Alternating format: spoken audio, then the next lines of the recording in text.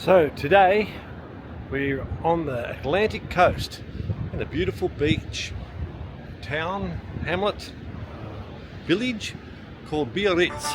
Maybe it's even classified as a small city in southern France, looking at the Atlantic Ocean, and been watching young people in the middle of winter. Today's mid-December, and they're out there in their steamer wetsuits, surfing away, enjoying themselves.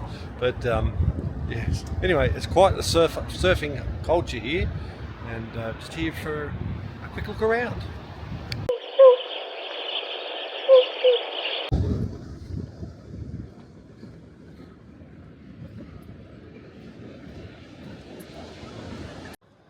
Anglais Surf Club with the obligatory bar beside it. Could be a place on the Gold Coast. Different ocean, definitely different weather. It's probably about 10 degrees Celsius here at the moment, which is a little bit warmer than what we've been experiencing in this area of France. But by the ocean it only certainly doesn't get as cold as it does inland a bit and up in the mountains. But you can see the people rugged up, and at the same time, can't see with wide angle lens like this, but there are surfers out there trying to catch waves. Today these waves are about 50 centimetres, so I'm not sure how well that's going to go, but there is evidence that at times there is surf here. And actually winter's probably the best time to have a swell in Australia, but it's not very swelly up there today. But as I say, there is evidence that there's quite a bit of surfing activity does go on here at times. They've got their surf label clothing stores around in some of these shops, and there's plenty of cafes. But the main reason is here we've got a walk of fame, and we've got footprints of some surfers I don't know. That's Laurie Phipps. He was here in 2024, which is now. And I'll have a look at some of the others that I do recognise. There's a name that I know, young fella named Mick Fanning. He was here in 2019, and I'm just quite interested to see that my feet are bigger than Mick Fanning's, which sort of surprises me. And we've got some friendly surfy dogs. The other name that I did find here that I don't think you even have to be familiar with surfing to know this name. Just got to find it. There's quite a few here.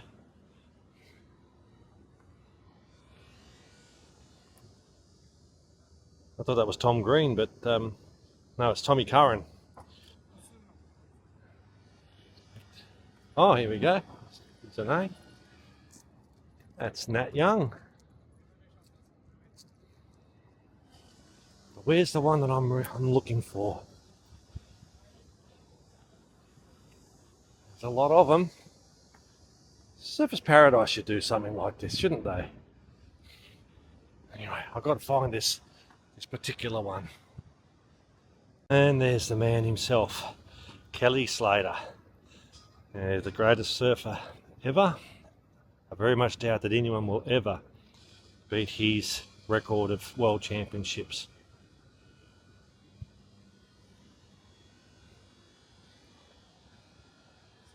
And lots of beautiful restaurants, and I imagine very expensive accommodation. It's funny seeing people rugged up but still wanting to enjoy the beach. Sand is beautiful here actually, and it's a little bit grittier, a little bit more coarse than what you'd expect at home in Australia, but it's a golden sand like you find in Sydney, as opposed to the white sand you get on the Gold Coast in Queensland. Anyway, I'll continue looking around the wonderful town of Biarritz.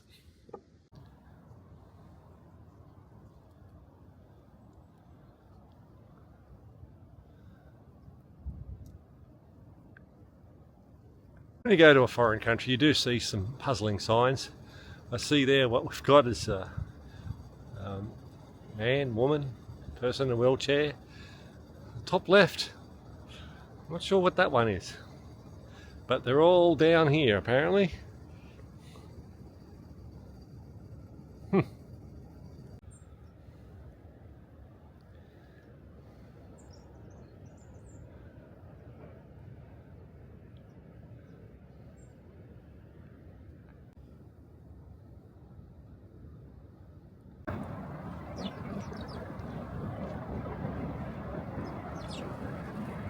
As we can see, no matter how high up we get, we're never quite high enough up for Elena.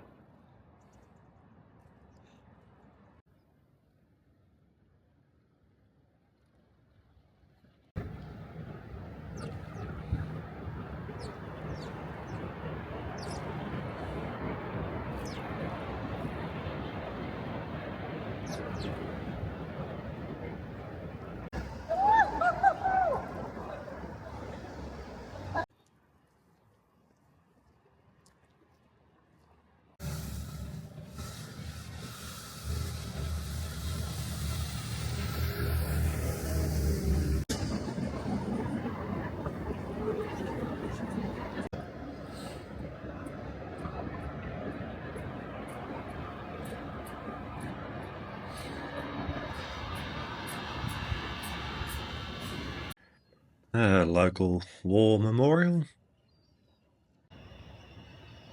The aquarium looks a little bit Art Deco.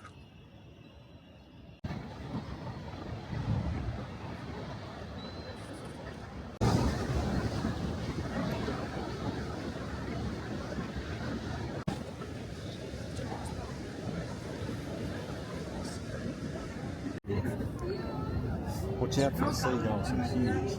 Okay. Yo no la había visto nunca. Yo la vi el otro día.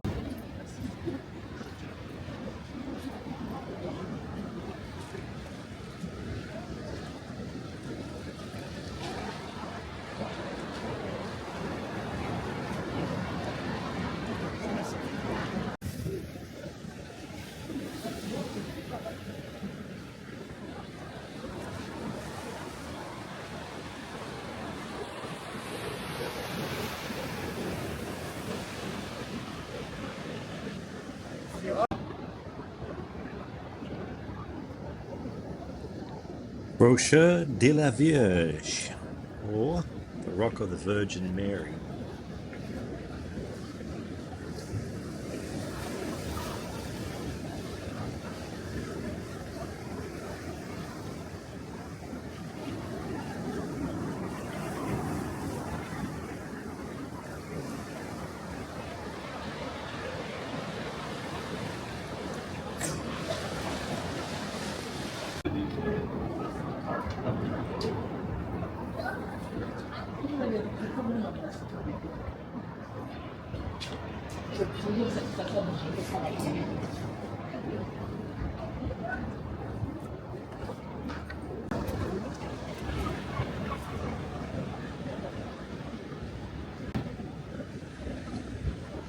The Rock of the Virgin Mary is an iconic Biarritz landmark. The rock owes its name to the statue of the Virgin Mary looking out to sea from atop the rocky outcrop since 1865. Legend has it that fishermen from the port of Biarritz were caught in a terrible storm while out to sea hunting whales. Divine light guided them back to the port. The survivors erected a statue to the Virgin Mary in gratitude.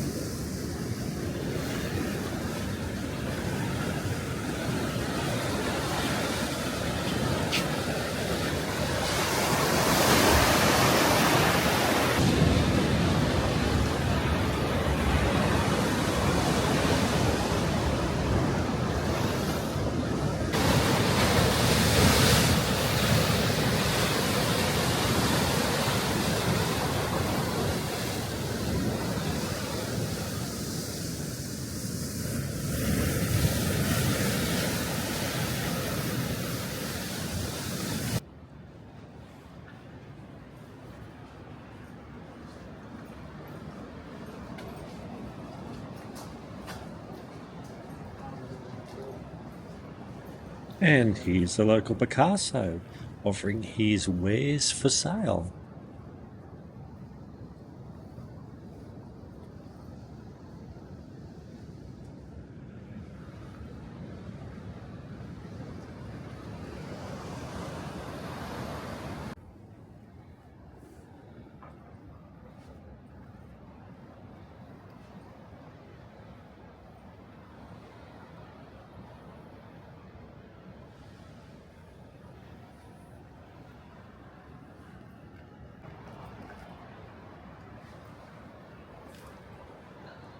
Biarritz has been a wonderful surprise. Didn't even know that it existed. What a wonderful seaside place to visit.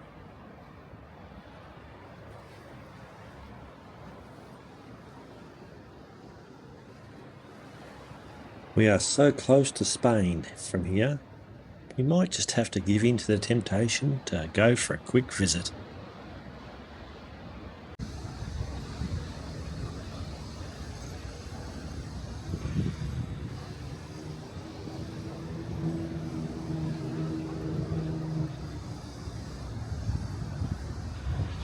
So today we've taken the opportunity to skip across the border from France and into Spain, and we're into what I thought was a town, but looks definitely like it's a city, of San Sebastian. Now we've come here today in the hope of trying to clear up that age-old controversy. Is it true that the rain in Spain falls mainly on the plain? We'll have a look and see what we can find out. So San Sebastian not only is on the ocean's edge, but it's also got a river that winds through it. And of course, with that river, there's the needs for some bridges. And don't they have some pretty snazzy bridges?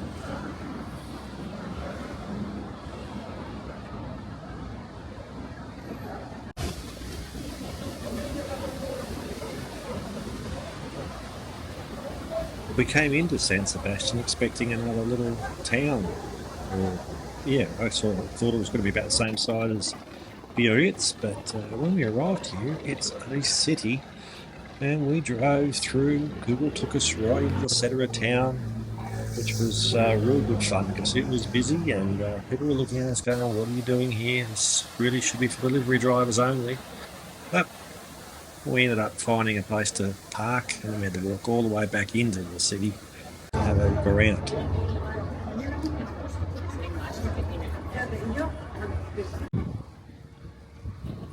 Turn left onto Calais de Fuenterrabía.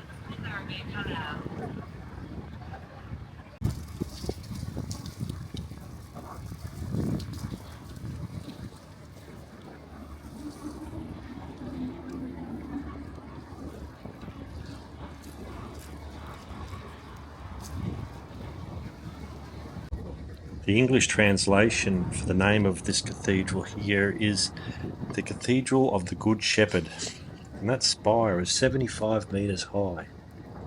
It was built in the neo-classical Gothic style.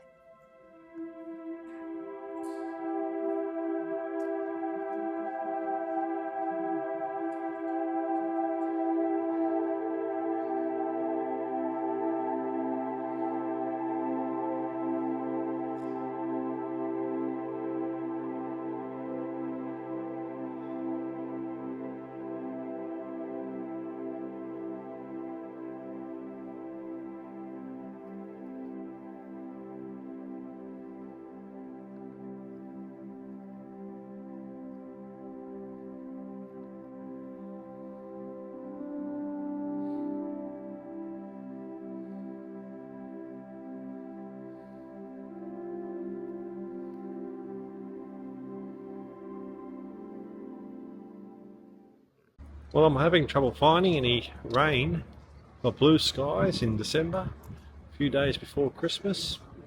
A little bit chilly, but not too bad weather really, blue skies. And we can't find any planes. All we can find is buildings. So we might have to make another visit to Spain to find out if the rain really does fall mainly on the plain.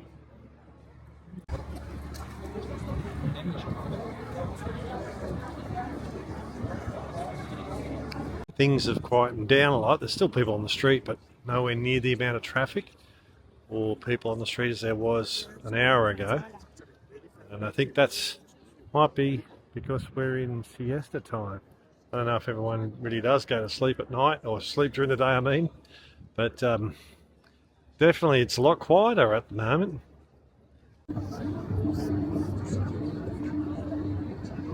And it must be a big city because it's got a Ferris wheel. And again, adds to the skyline. We don't want beautiful buildings like that one in the background when we can have a beautiful Ferris wheel. Spanish is a little rusty, but we've got a few messages there for us. When I say a little rusty, what I mean is I don't speak Spanish at all. But this is the waterfront of San Sebastian. And it's quite nice. Not a surfing beach, but a very, very idyllic looking spot.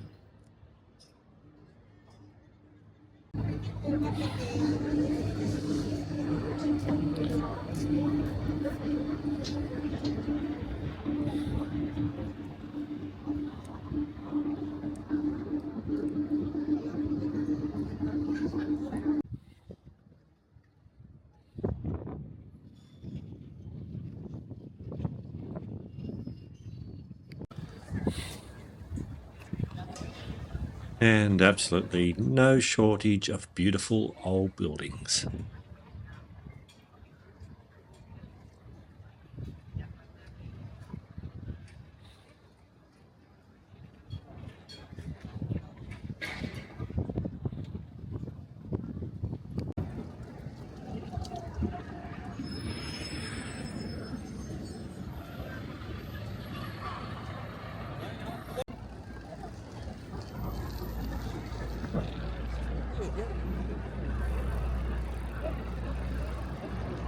And that's pretty much it for San Sebastian and our very first trip into Spain.